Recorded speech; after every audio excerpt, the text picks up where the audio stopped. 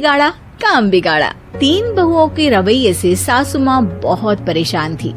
दरअसल बात ये थी कि तीनों बहुओं में किसी बात को लेकर अनबन हो गई थी। तब से ही तीनों एक दूसरे से मुंह फुलाए रहती थी। ना कोई सीधे मुंह किसी से बात करती, ना किसी का कहना मानती। पड़ोसी भी इस बात को जानते थे और जाने कैसे कैसे बातें भी करते। इसीलिए सासू माँ ने तीनों बहुओं को तुरंत अपने कमरे में बुलाया। मैं कई दिनों से देख रही हूँ, तुम तीनों अलग अलग सारे काम कर रही हो। ये सब नहीं चलेगा, तीनों को मिलकर ही काम करना पड़ेगा। सास की बात सुनकर एकदम से बड़ी बहू बोल उठती है। नहीं मम्मी जी, मैं इन दोनों के साथ कुछ नहीं कर सकती। मैं इस घर की बड़ी बहू हूँ, फिर भी ये मेरा कहना बिल्कुल भी नहीं मानती।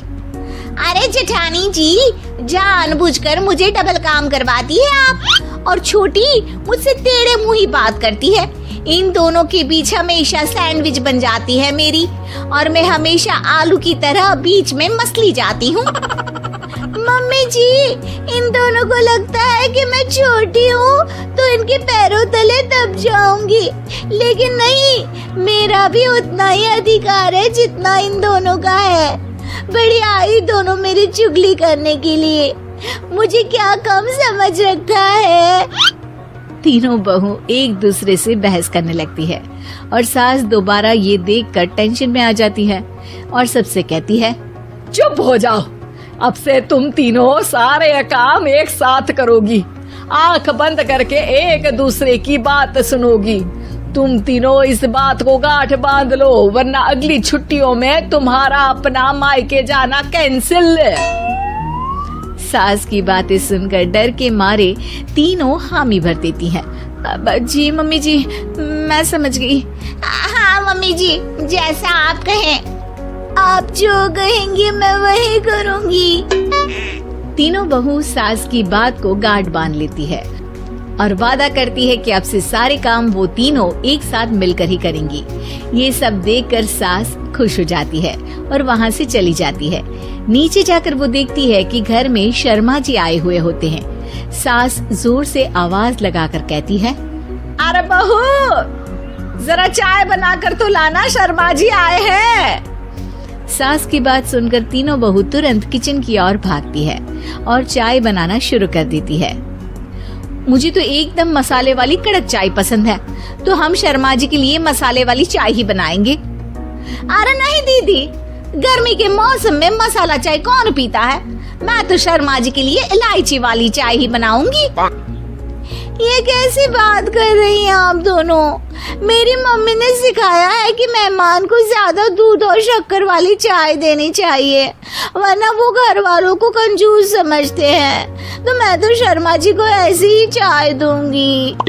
तीनों बहुएं अपने अपने तरीके से चाय में शक्कर, मसाला, पत्ती सब डाल देती है।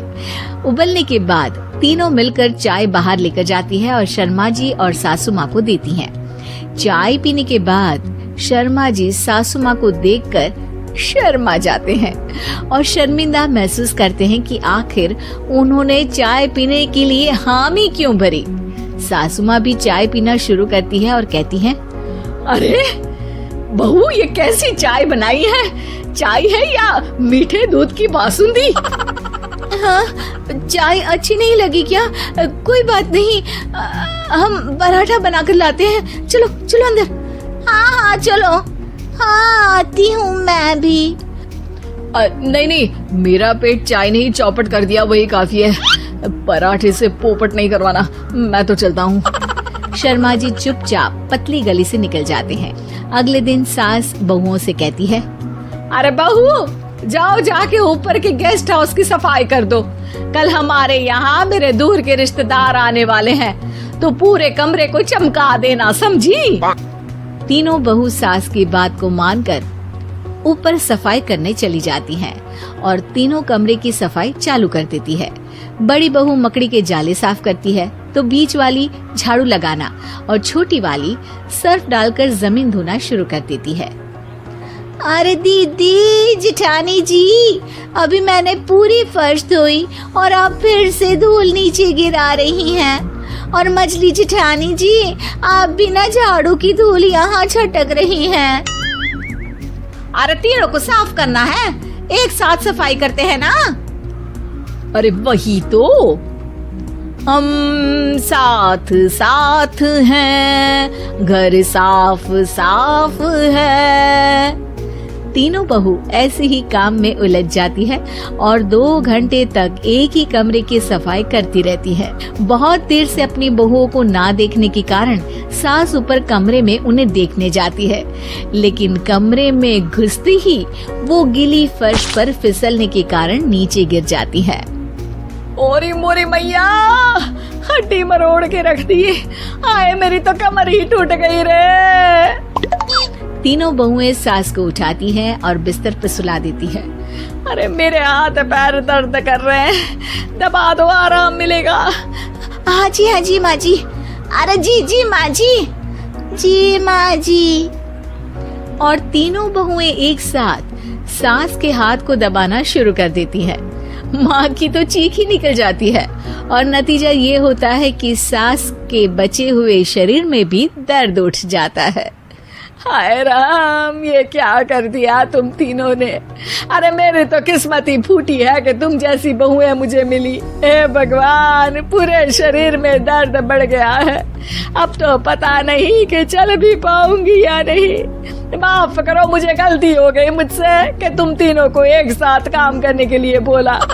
सोचा था तीनों मिलके अच्छे से काम करेगी, लेकिन बड़े बुजुर्ग सही कहते थे कि 3 तिगाड़ा काम बिगाड़ा।